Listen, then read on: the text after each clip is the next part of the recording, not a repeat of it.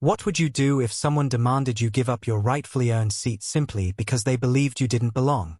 What happened at Heathrow Airport's Terminal 5? One ordinary Tuesday morning would become anything but ordinary, when a mother's shocking demands to a black woman would backfire in the most unexpected way, teaching everyone present a lesson they'd never forget. Captain Amora Johnson had been flying commercial aircraft for 15 years. That morning, she sat in the premium lounge area at Heathrow's Terminal 5, but you wouldn't have known she was a pilot. She'd learned long ago that traveling in uniform meant becoming an involuntary therapist for nervous flyers, answering endless questions about turbulence, safety statistics, and whether that strange noise from the wing was normal. So there she was, dressed in simple jeans and a navy blazer, looking like any other professional traveler as she reviewed her flight plan on her tablet.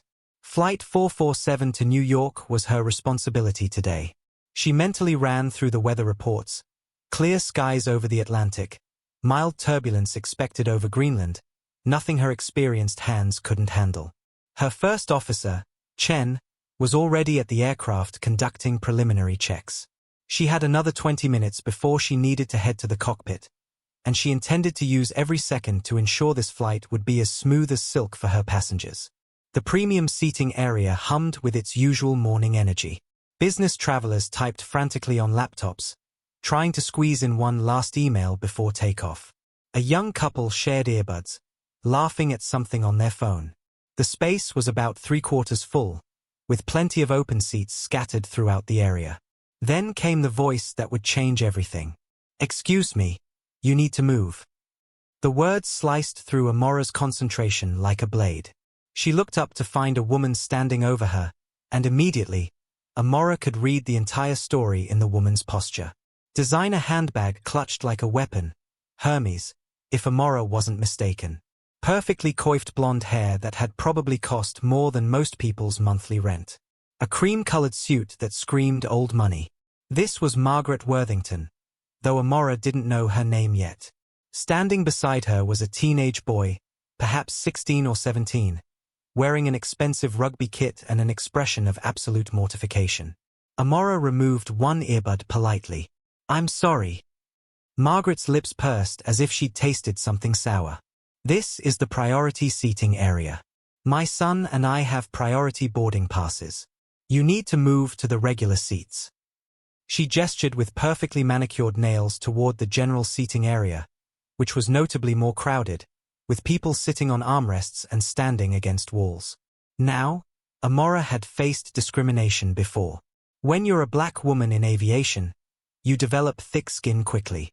She'd been mistaken for a flight attendant more times than she could count, had passengers refused to believe she was the captain even when wearing her full uniform with 4 stripes, and had endured countless microaggressions from people who couldn't wrap their minds around a black woman flying a 300-ton aircraft across the ocean.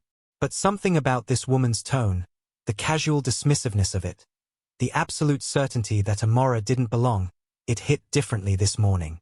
Amora glanced down at her own priority boarding pass, clearly visible on the armrest beside her tablet. "I have priority boarding as well." Margaret's eyes narrowed as she took in Amora's appearance with the calculating gaze of someone who believed they could determine a person's worth by their outfit.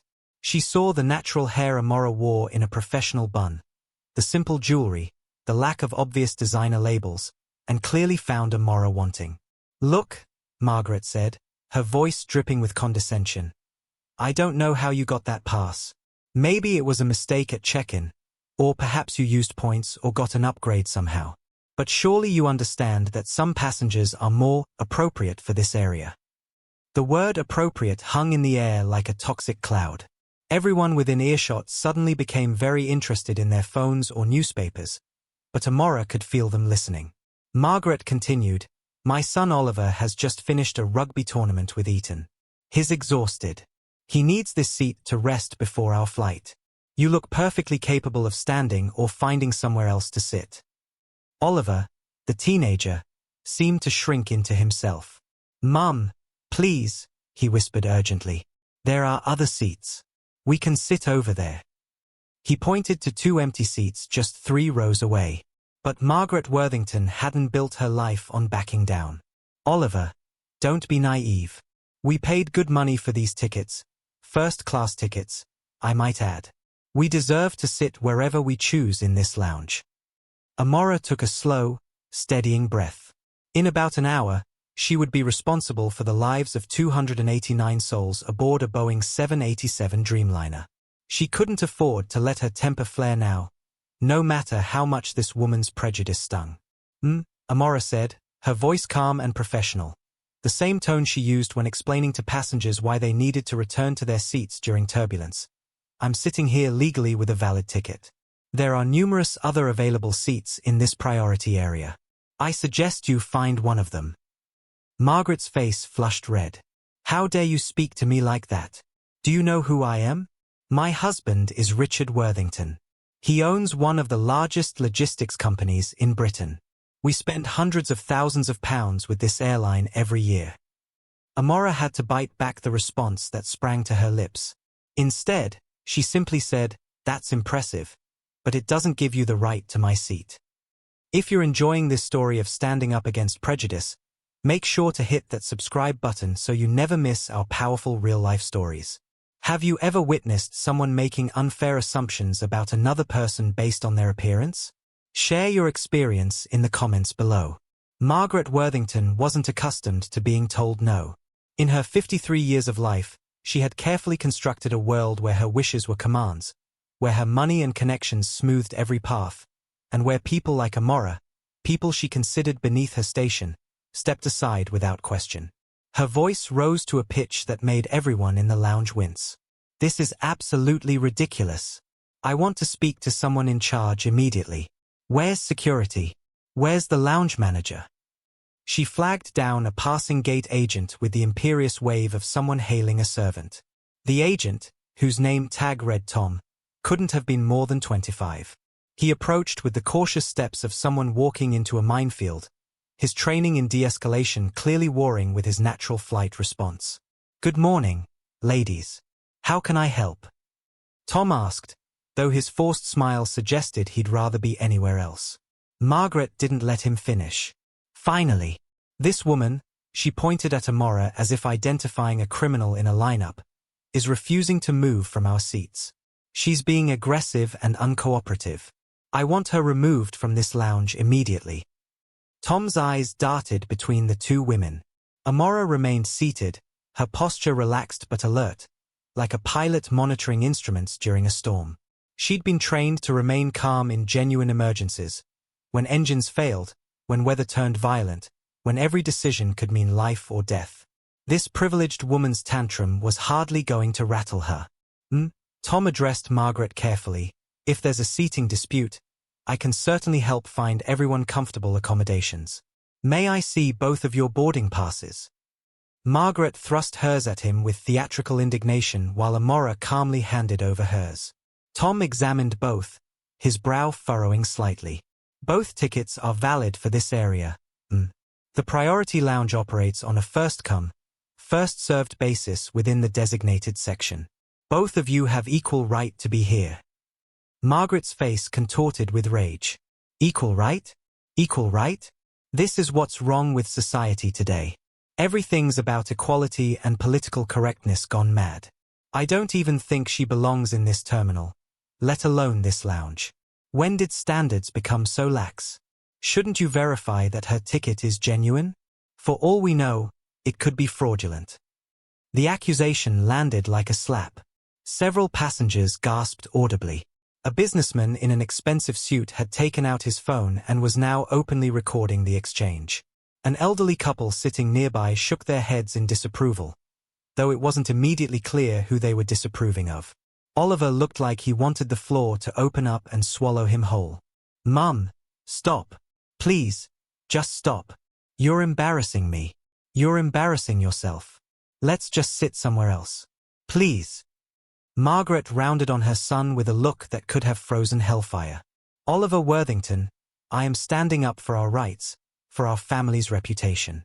Your father's company pays this airline enough money to buy a small aircraft every year. We deserve respect. We deserve to be treated according to our station." She turned back to Tom, who was visibly sweating now despite the air conditioning. "I know the aviation industry has diversity quotas these days. I know you're forced to let certain people into places they don't belong to tick boxes and avoid lawsuits. But this is taking things too far. People like her, she gestured dismissively at Amora again, shouldn't be taking seats from legitimate passengers. The lounge had gone completely silent except for the distant airport announcements. Everyone was watching now. Some with horror, some with disgust, and a few, shamefully, with the guilty fascination of witnessing a train wreck in slow motion. Amora stood slowly, deliberately, like a captain rising to address her crew.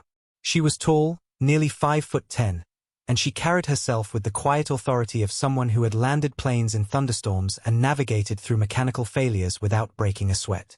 She picked up her tablet, tucked it under her arm with military precision, and faced Margaret directly. "Mrs.?" she asked, her voice carrying the kind of calm that preceded storms. "Worthington," Margaret replied, though some of her bluster had faded in the face of Amora's composed presence. "Margaret Worthington. And I will be filing a complaint about this entire situation." "I'm sure you will," Amora replied. "But first, let me clarify something for you, Mrs. Worthington. When you say people like me, what exactly do you mean?" Margaret sputtered, suddenly aware of all the phones pointed in her direction. I simply meant people who aren't white." Amora suggested helpfully. "Who aren't wealthy. Who aren't what you consider appropriate for the priority lounge. Please, Mrs. Worthington, do elaborate. I'm sure everyone here, including the gentleman filming this interaction, would love to hear you explain exactly what kind of people you think deserve to be here." Tom, the gate agent, stepped forward nervously. "Perhaps we should all just calm down. The flight will be boarding soon, Anne." "No," Margaret interrupted, finding her voice again. "I won't calm down. I won't be silenced by political correctness. I want to speak to the captain of this flight. They'll understand the situation. They'll understand that certain standards need to be maintained. Get them here now." Tom shifted uncomfortably, glancing at his tablet. "Mrs. Worthington, the captain is probably already conducting pre-flight checks. They have a very strict schedule to maintain for on-time departure." "Then interrupt them," Margaret demanded. "I pay enough to this airline to deserve that courtesy. I won't board this plane until this situation is resolved properly. And I mean properly, not with this diversity and inclusion nonsense." Oliver had tears in his eyes now. "Mum, please. Everyone's watching. Everyone's recording. Dad's going to be furious when he sees this online." But Margaret was beyond reason, beyond embarrassment, beyond anything but her own sense of righteous indignation. She had crossed a line and was now sprinting away from it, driven by a lifetime of unchecked privilege and prejudice that had finally found its perfect storm. The premium lounge had transformed into an amphitheater of judgment. Every passenger within 50 feet had become an unwitting audience member to Margaret Worthington's spectacular display of entitlement. Phones were raised like modern-day torches, their cameras capturing every word, every gesture, every micro-expression of disgust, disbelief, or discomfort that played across the faces of those present. The businessman who'd started recording first was providing running commentary to his Instagram live stream. "You're seeing this happen in real time, folks. This woman is actually demanding that a black passenger give up her seat because she doesn't think she belongs in first class. In 2024. At Heathrow. This is insane." An elderly couple, Edward and Patricia Hensley, who'd been married for 4 to 7 years and had seen their share of the world's ugliness and beauty, were having a whispered conference. Patricia clutched her husband's hand, her wedding ring catching the morning light. "Edward, should we say something? This is absolutely dreadful." Edward, a retired RAF pilot who'd flown bombers in the Falklands, watched Amora with the eye of someone who recognized military bearing when he saw it. "Look at how she's handling herself, Pat. Calm under fire. That's training, that is. I'd bet my pension she's aviation." Meanwhile, a group of university students on their gap year adventure were group texting their friends back home. "You won't believe what we're witnessing," one typed frantically. "This posh woman is going full Karen at the airport. The black woman she's attacking has more class in her little finger than this woman has in her entire designer outfit. Tom, the unfortunate gate agent, was secretly praying for the ground to swallow him whole. He'd been trained for difficult passengers, for weather delays, for lost luggage meltdowns, even for the occasional inebriated flyer. But nothing in his 3 weeks of training had prepared him for navigating such blatant discrimination happening right in front of him. His supervisor was on break, naturally, and he was sweating through his polyester uniform shirt. "Mrs. Worthington," Tom tried again, his voice cracking slightly, "I really must insist that we resolve this quietly. You're disturbing other passengers." "I'm disturbing them." Margaret's voice hit a pitch that made nearby babies consider crying. This woman's presence in a space she doesn't belong in is what's disturbing. The erosion of standards is what's disturbing. The fact that anyone with a credit card can now buy their way into spaces that should be reserved for a certain caliber of traveler is what's disturbing. A woman in a hijab, Dr. Fatima Al-Rashid, a cardiac surgeon returning from a medical conference, stood up. She'd been watching silently, but Margaret's words had pushed her past her breaking point. "Excuse me," she said, her voice carrying the authority of someone used to giving orders in operating theaters. "But what exactly is this certain caliber you're referring to? Because from where I'm standing, the only person lacking caliber here is you." Margaret whirled on her, eyes blazing. "I wasn't speaking to you. This doesn't concern you." "Discrimination concerns all of us," Dr. Al-Rashid replied coolly. "And what you're doing is discrimination, plain and simple. You're assuming this woman doesn't belong here based solely on the color of her skin." "How dare you?" Margaret sputtered. "I never mentioned race." A young man with a French accent called out, "You didn't have to. We all have ears. We all heard your dog whistles. People like her, certain caliber, doesn't belong." "We know exactly what you mean, madam." The crowd was turning into a chorus of condemnation, but Margaret, in her bubble of privilege, seemed to interpret this as an attack on her rather than a defense of justice. She pulled Oliver closer to her, as if the assembled passengers might suddenly turn violent. "You're all being manipulated by the woke agenda," she declared, her voice shaking with what she probably thought was righteous anger but what everyone else recognized as desperation. "You're all so afraid of being called racist that you're ignoring the obvious. Standards matter. Exclusivity matters. If everyone can access everything, then nothing has value anymore." Oliver finally broke free from his mother's grasp. "Mum, shut up. Just shut up." The teenager's voice cracked with emotion. "You're being racist. Everyone can see it. I can see it. Dad's clients are going to see it when this goes viral. You're ruining everything because you can't stand that a black woman has the same rights as you." The silence that followed Oliver's outburst was deafening. Margaret looked at her son as if he'd slapped her. "Oliver, how could you? I'm your mother."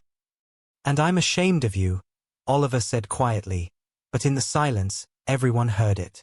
Amora, who had been standing quietly through all of this, observing like a captain assessing weather conditions, finally moved. She walked over to Tom, whose tablet was shaking in his hands, and spoke quietly enough that only he and those very close could hear. "Tom, isn't it?" she asked gently. "Why yes, Captain. I mean, Tom stammered. Amora smiled slightly.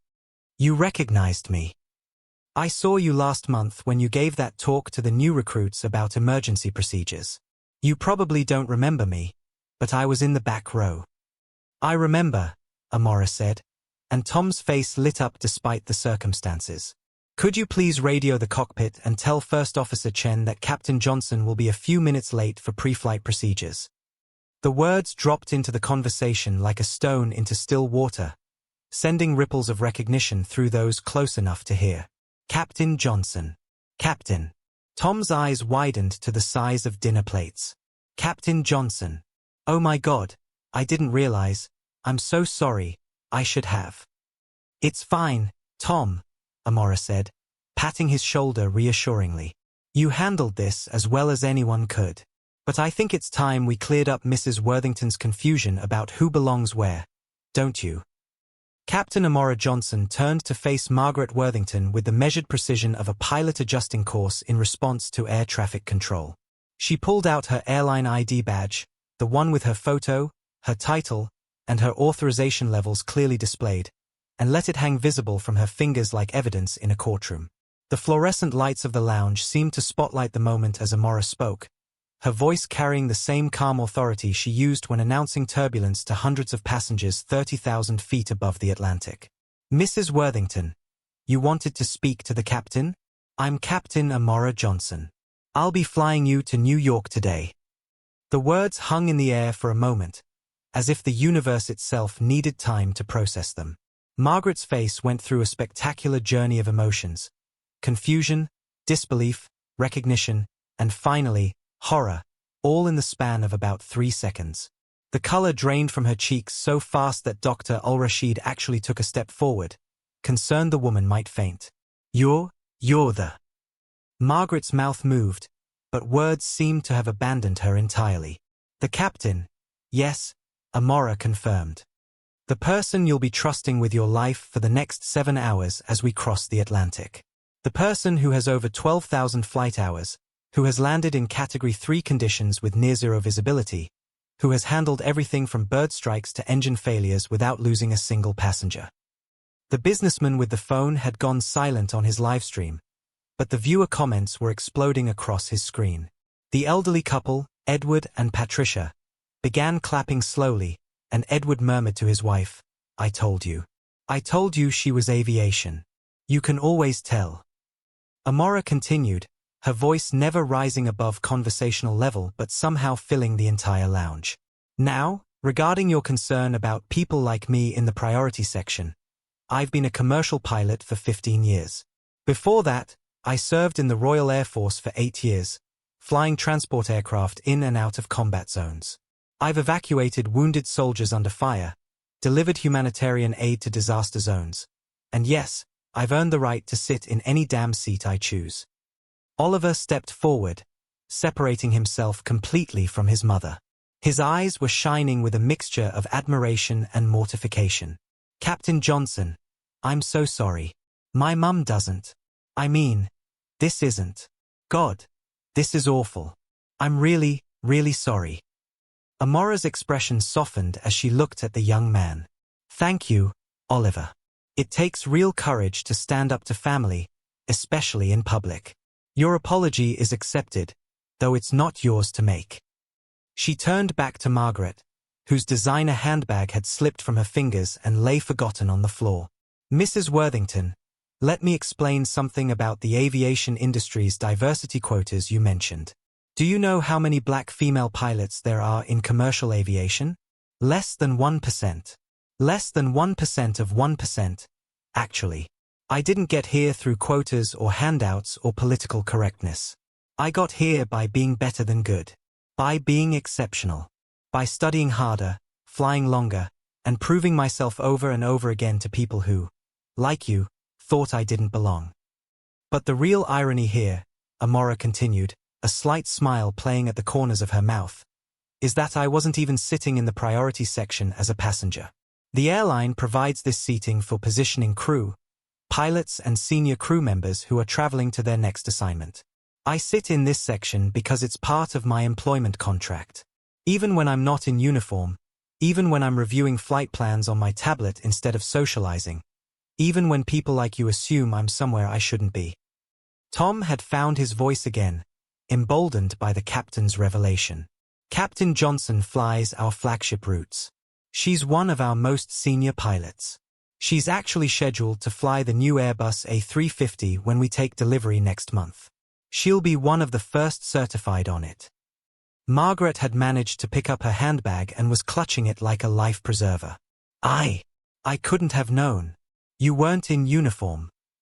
Ah, Amora said, and there's the heart of it. You couldn't have known. Exactly. You couldn't have known, but you assumed. You looked at my skin color, my casual dress, my natural hair, and you assumed I was worth less than you. You assumed I didn't belong. You assumed I was taking something from you just by existing in your space.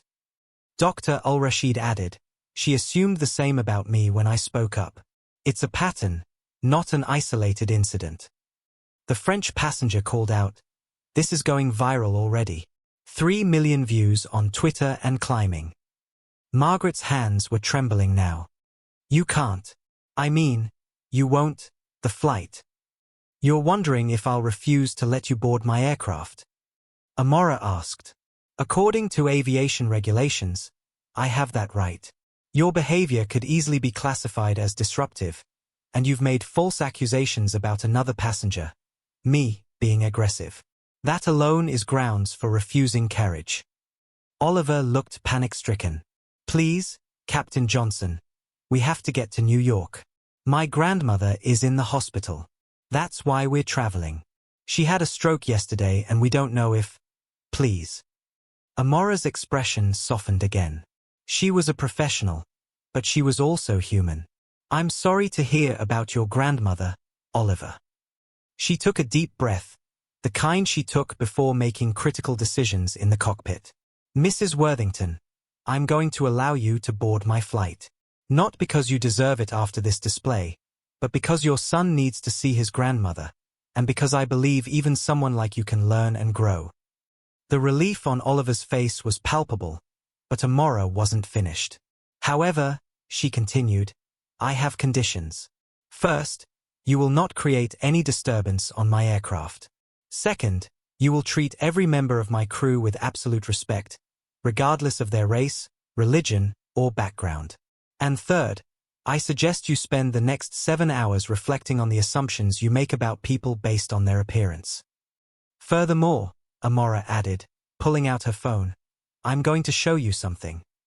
She navigated to a photo and held it up. It showed her in full captain's uniform, standing next to a massive Boeing 787, with a group of young girls around her, all of them black or brown, all of them looking up at her with wonder. This was last week. I volunteer with a program that introduces minority girls to aviation careers. These girls look at me and see possibility, but they also live in a world where people like you look at them and see doesn't belong. Every time you make assumptions like you did today, you're telling these girls they're right to doubt their dreams. The premium lounge had become a courtroom of public opinion, and Margaret Worthington stood in the dock of her own making. The weight of dozens of eyes, the unblinking gaze of camera phones, and most of all, the devastating disappointment in her own son's face had created a perfect storm of accountability that no amount of money or connections could shelter her from. "I could also file a formal complaint with the airline," Amora continued, her tone remaining professional but firm. "The entire incident has been recorded by multiple passengers. Your words, your accusations, your blatant discrimination, it's all documented. This could result in you being banned from the airline entirely. Your husband's company travels, the hundreds of thousands of pounds you mentioned, all of that privileged access could vanish with one report." Margaret's lips moved soundlessly, her carefully constructed world of entitlement crumbling around her like a house of cards in a hurricane. The Margaret Worthington who had walked into this lounge 30 minutes ago, secure in her superiority, confident in her place at the top of social hierarchy, was dying a very public death. "But I'm not going to do that," Amora said, and Margaret's head snapped up, hope flickering in her eyes like a drowning person spotting a life raft. You're not." "No. Because I believe in education over punishment. Because your son has shown more character in the last 10 minutes than you've shown in this entire encounter, and he deserves to see that people can learn, can change, can become better than their worst moments." The businessman who'd been live streaming called out, "Captain, you're showing more grace than she deserves. This video has 5 million views now. Her face is everywhere." Amora nodded. "And that's punishment enough, don't you think? Mrs. Worthington is about to become infamous. She'll be the face of airport discrimination for years to come. Every time someone Googles her name, her husband's company, probably even her son's name, this incident will come up. That's a life sentence in the digital age." Margaret seemed to fully grasp the implications for the first time. Oh God. Richard's clients, the board of directors, Oliver's university applications. "Mum's on the board of 3 charities," Oliver said quietly. Was on the board, probably. Dr. Al-Rashid stepped forward. Actions have consequences. You weaponized your privilege against someone you saw as beneath you. Now that privilege becomes your prison. The elderly gentleman, Edward, spoke up for the first time, his voice carrying the gravitas of age and experience. Young lady, he addressed Margaret, though she was hardly young, I flew for the RAF for 20 years. I've served with pilots of every color, creed, and background you can imagine. The sky doesn't care about any of that. All it cares about is competence, courage, and character. Captain Johnson has shown all three today. You've shown none. His wife Patricia added, What bothers me most is that you did this in front of your son. What lesson were you trying to teach him? That money makes you superior? That skin color determines worth? Thank God he's already learned better. No thanks to you. Margaret was crying now, not the dramatic tears of self-pity, but the quiet tears of someone watching their entire self-image shatter. Her perfect makeup was running, leaving dark streaks down her cheeks, a visual metaphor for the ugly truths beneath her polished exterior. Please, she whispered, looking at Amora. Please don't ban us from the flight. Oliver needs to see his grandmother. She practically raised him when I was building my career. She's the only one who ever told me when I was being. She trailed off. Being what, Mrs. Worthington? Amora prompted, not unkindly. Being a terrible person, Margaret finished, her voice barely audible. She always said my prejudices would be my downfall. I thought she was just old-fashioned, stuck in her working-class roots. I thought I knew better because I'd married up, because I'd made it into society. Oliver moved to his mother's side, not to comfort but to support, the way you might stand next to someone at a funeral, present but separate. Gran always said you'd forgotten where you came from, Mum. She said money had poisoned you. This revelation sent another ripple through the watching crowd. Margaret Worthington, with her designer clothes and aristocratic airs, hadn't been born to privilege. She'd married into it and then become the worst kind of convert, more zealous than those born to the faith. Tom cleared his throat. Captain, we're approaching boarding time. Should I alert the crew about any special circumstances? Amora considered for a moment, then shook her head. No special circumstances, Tom. Mrs. Worthington and Oliver will board like any other passengers. She paused, then added with a slight smile, though I believe they might be more comfortable waiting in the general boarding area for the remaining time, don't you think? Margaret nodded quickly, gathering her things with shaking hands. Yes, of course. We'll move. As she turned to go, Amora called out, Mrs. Worthington. Margaret turned back, fear and hope warring in her expression. When you see your mother-in-law, if she's able to understand, tell her she raised a fine grandson. Oliver's courage today, standing up to you, speaking truth to power, that takes the kind of character money can't buy and prejudice can't corrupt. Oliver's eyes filled with tears. Thank you, Captain. I'll tell her. I'll tell her everything. As Margaret and Oliver made their way through the crowd toward the general seating area, people stepped aside, not in deference as Margaret was accustomed to, but in the way people avoid contamination. Phones tracked their movement, ensuring their walk of shame would be preserved forever in the digital amber of social media. The French passenger called out, 7 million views now. You're trending worldwide, Captain. But Amora wasn't interested in viral fame. She had a flight to prepare for, 289 souls to transport safely across an ocean. As she gathered her belongings to head to the cockpit, the elderly woman, Patricia, touched her arm gently. Dear, I have a granddaughter who wants to be a pilot. She's 12, brilliant at mathematics, but she's been told by some of the boys at school that girls can't fly planes. What should I tell her? Amora smiled, the first genuine, warm smile she'd shown since the confrontation began. Tell her the sky has room for everyone.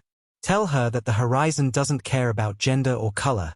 It stretches equally far for all of us.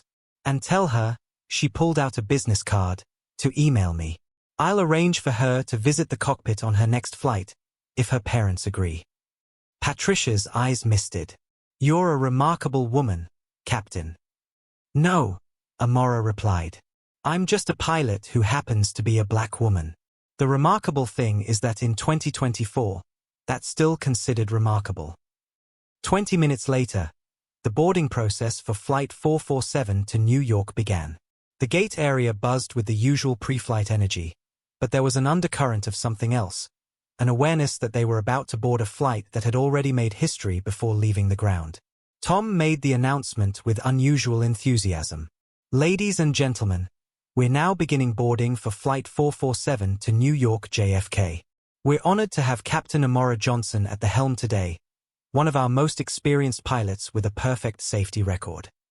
It wasn't standard protocol to announce the captain's name during boarding, but Tom felt the moment called for it. The response was immediate. Several passengers broke into spontaneous applause. Others who hadn't witnessed the earlier confrontation looked confused but sensed something significant had happened. Margaret and Oliver stood in the general boarding line, Margaret keeping her head down, her designer sunglasses doing little to hide her swollen eyes or the fact that everyone knew exactly who she was. Passengers whispered and pointed, phones appeared and disappeared, and the digital documentation continued. Oliver stood tall beside his mother, his bearing reminiscent of a young man who had just passed a crucial test of character. When a passenger nearby showed him their phone with the viral video, he didn't flinch. "That